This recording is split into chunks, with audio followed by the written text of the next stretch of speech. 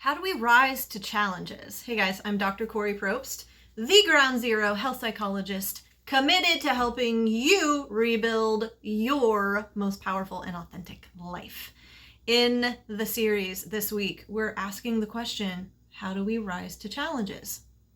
Now, in the 3rd century, one of our favorite Stoics said, if you have passed through life without an opponent, no one can ever know what you are capable of, especially yours truly. If you are like me though, guys, you believe this intuitively, intellectually, you're like, yes, that makes complete and utter sense. We absolutely need difficulty and hardship and adversity to grow and evolve, right?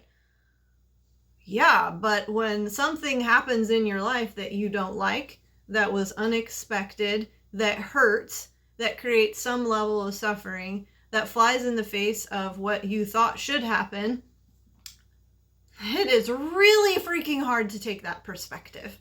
Okay, we naturally push back and resist reality when the status quo has been disrupted, and it doesn't necessarily matter the intensity of the disruption.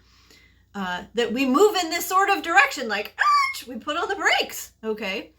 Now, psychologists often refer to the negativity bias. You've heard me talk about this before, and this refers to that, it refers to the brain's natural tendency to first register, ping, oh, ooh, and then really fixate on negative events, negative stimuli, negative circumstances, negative situations, negative feelings, negative emotions, negative people, okay?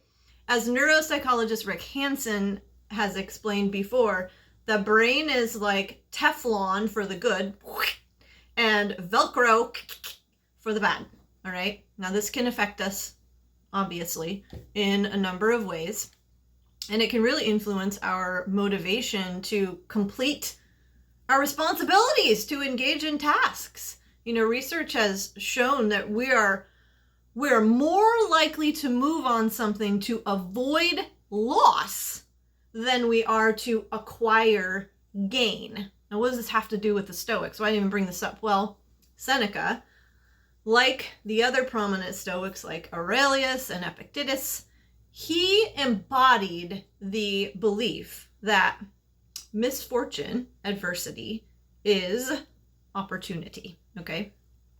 Now, we might look at opportunity as gain.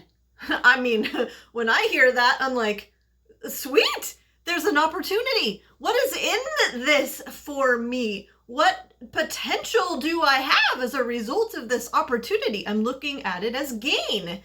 But he was looking at it differently, much differently, okay? He was motivated to stop resisting reality in order to prevent loss of virtue and integrity. This is what the Stoics were all about. Use whatever comes into life as an opportunity to step into virtue, integrity, principled action, all right?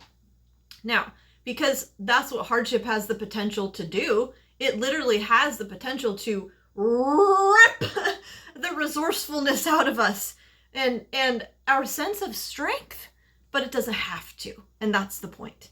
So in order to rise to challenges, guys, we can use the negativity bias to our advantage, right? By drawing on our character and doing what we can to avoid further losses of those things.